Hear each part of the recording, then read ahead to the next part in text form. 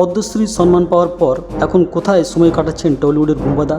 রাষ্ট্রপতি ভবন থেকে পুরী, আর সেখান থেকে সোজা মুম্বাই বাবার কোলে।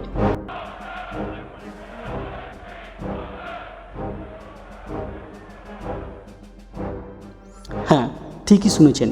অভিনেতা প্রসেনজিৎ চট্টোপাধ্যায়ের জীবনের জীবন্ত ঈশ্বর তার বাবা বিশ্বজিৎ চট্টোপাধ্যায়ের বাড়িতে এখন যেন উৎসবের আবহ। কিন্তু হঠাৎ কেন এই সাজো সাজো রব? একটি বিশেষ মুহূর্তের সাক্ষী হতে চলেছে চট্টোপাধ্যায় পরিবার। বিস্তারিত জানবো তার আগে আপনি যদি আমাদের চ্যানেলে নতুন হয়ে থাকেন তাহলে এক্ষুনি আমাদের চ্যানেলটিকে সাবস্ক্রাইব করে বেল বাটনটি অন করে রাখুন, যাতে বিনোদন জগতের এক্সক্লুসিভ সব খবর ও তারকাদের অজানা গল্পের সব আপডেট সবার আগে পৌঁছে যায় আপনার কাছে।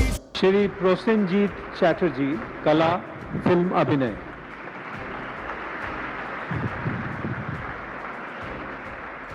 ছেলে পদ্মশ্রী পাওয়ার পর বিশ্বজিৎ চট্টোপাধ্যায়ের গর্বে ডগমগ।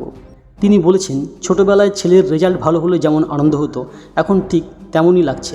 বাড়িতে প্রসেনজিৎ ঢুকতেই বোন সম্ভাবী আনন্দের চোটে প্রায় দাদার কোলে ঝাঁপিয়ে পড়েছে, আর বারে বারে দাদাকেই শুধু মুগ্ধ হয়ে দেখছেন। শুধু কি তাই, বুম্বাকে পেয়ে ইরা দেবী তো আপ্যায়নের জন্য ব্যস্ত। তবে জানেন কি, প্রসেনজিৎ কিন্তু এবারের মুম্বাই ভিজিটে চা নয়, বরং আবদার করেছেন কফির সাথে ড্রাই ফ্রুটস। তবে প্রসেনজিতের মুখে শোনা গেল এক দারুণ অভিজ্ঞতার গল্প। প্রধানমন্ত্রী নরেন্দ্র মোদীর সাথে করমর্দনের সময় প্রসেনজিৎ অবাক। মোদিজির হাতের জোর নিয়ে বুম্বাদা বাবাকে হাসতে হাসতে বলেছেন, বাপি, ওনার গায়ে কি শক্তি, যেন লৌহ পুরুষ। এমন মানুষের আশীর্বাদ পাওয়া কি আর কম বড় কথা?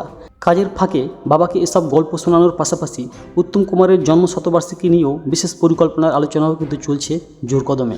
বিশ্রামের নাম করেই মুম্বাইয়ে পা রাখা, কিন্তু বুম্বাদার যেন দম ফেলার জো নেই। রবিবারই ফিরছেন কলকাতায়। বাবা ছেলের এই মিষ্টি মুহূর্তগুলো আপনাদের কেমন লাগলো কমেন্ট করে আমাদের জানাতে কিন্তু ভুলবেন না।